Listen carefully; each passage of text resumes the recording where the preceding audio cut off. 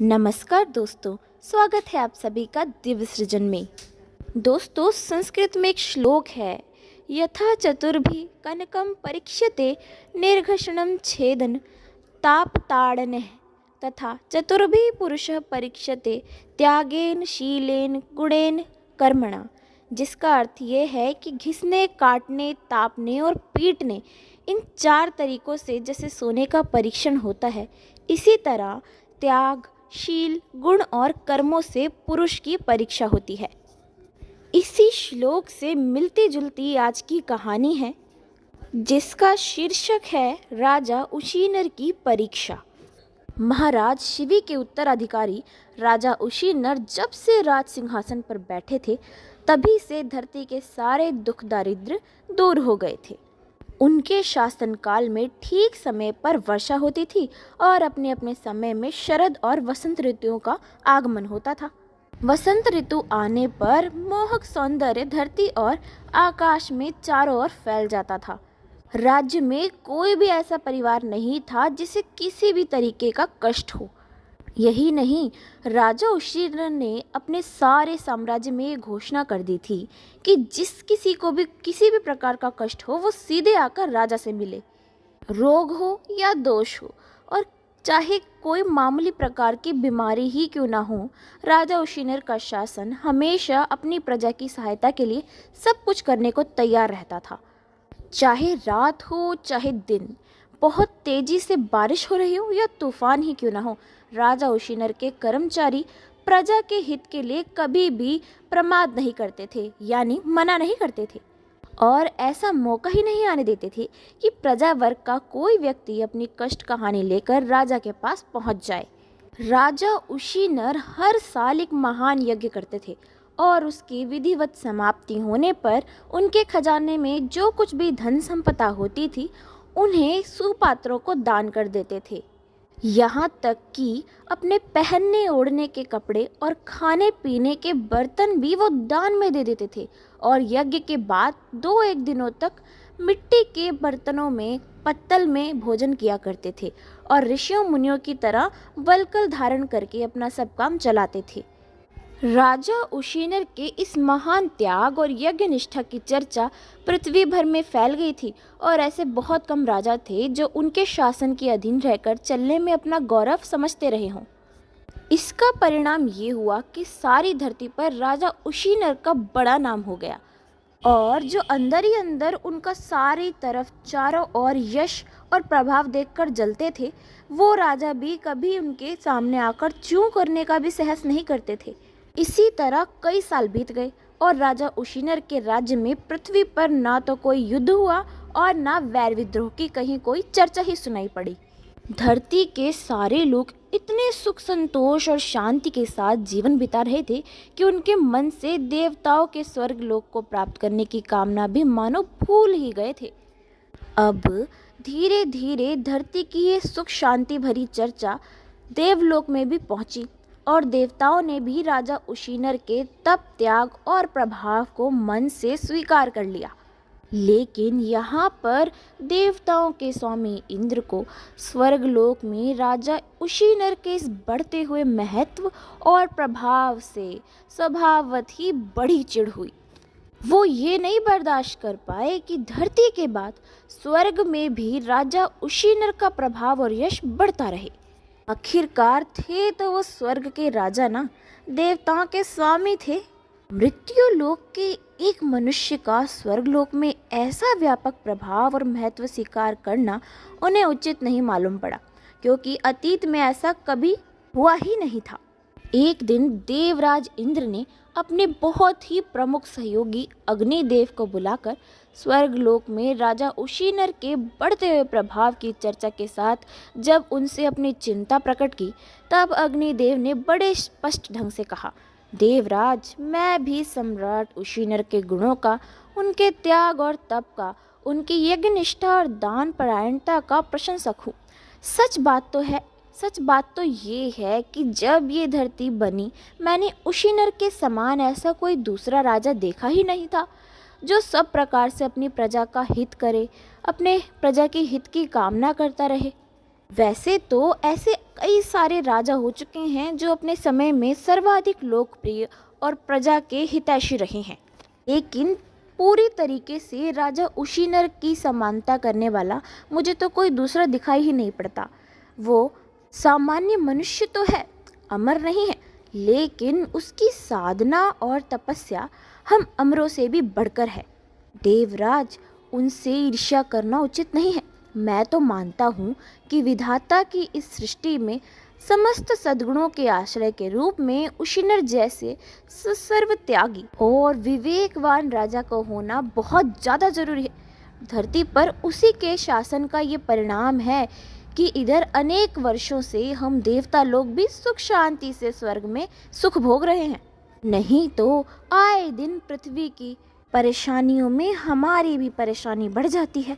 भाई, अग्निदेव की इन बातों से देवराज पर मानो घड़ों पानी पड़ गया।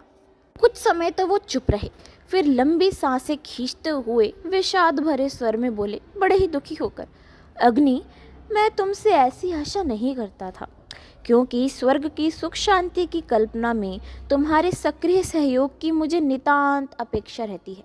मैं ये सब नहीं सुनना चाहता।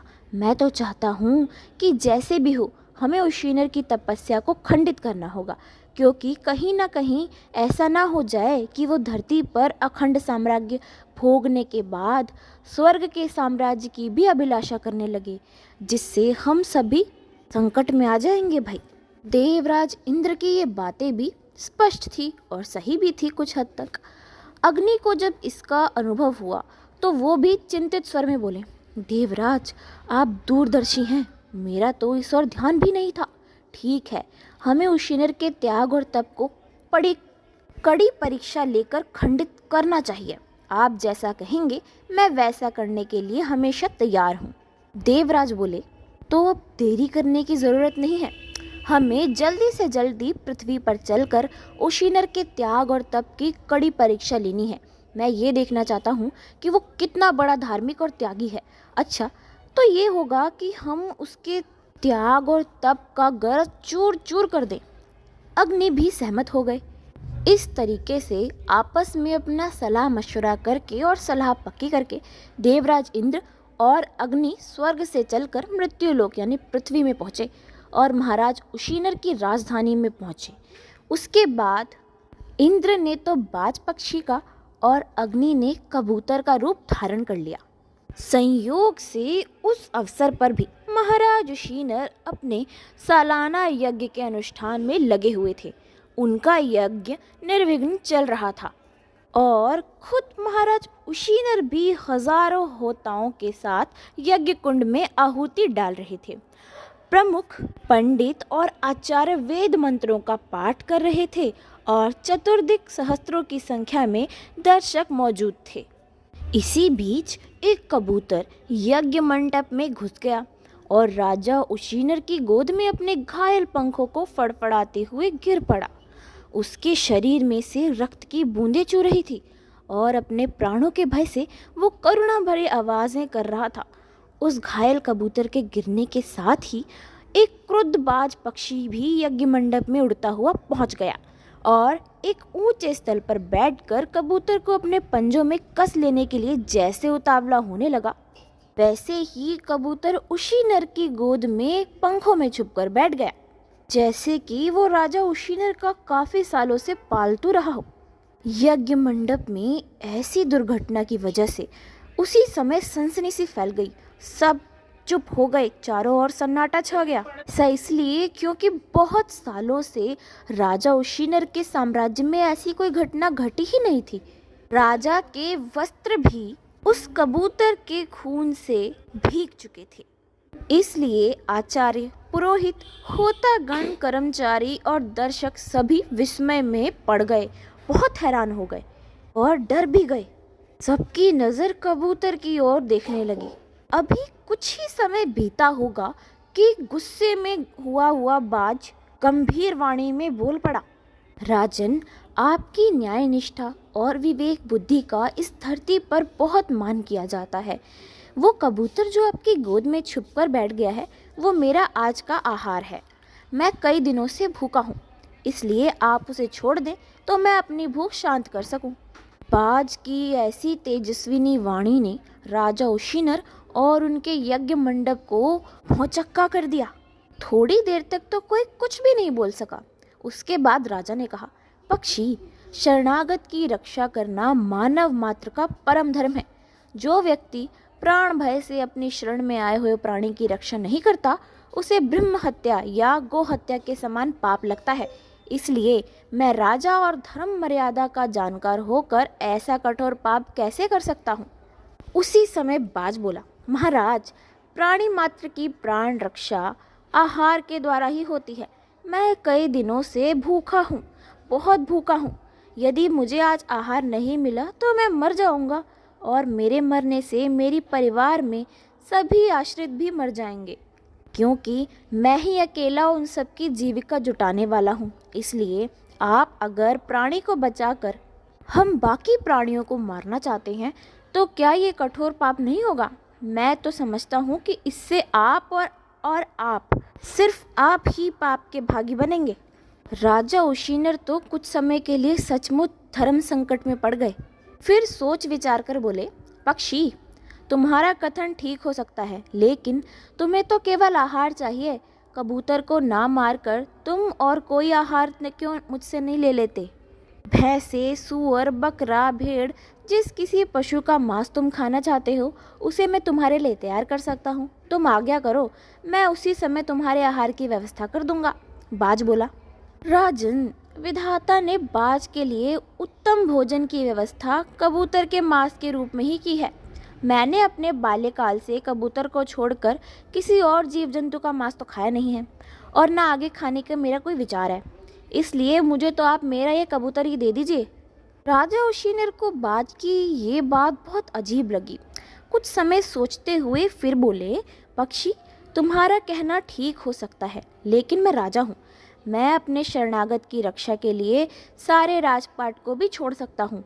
एक कबूतर के लिए तुम चाहो तो मेरे परम प्रसिद्ध पूर्वज शिवी आदि राजाओं का ये संपूर्ण राज्य ले लो, या जो भी अन्य वस्तु चाहो मुझसे मांग सकते हो, लेकिन प्राण भय से उपस्थित इस कबूतर को मैं तुम्हारे लिए नहीं छोड़ सकता।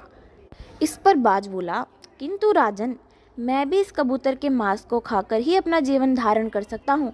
मुझे आपके या आपके पूर्वजों के इस विशाल राजपाट की क्या ज़रूरत है?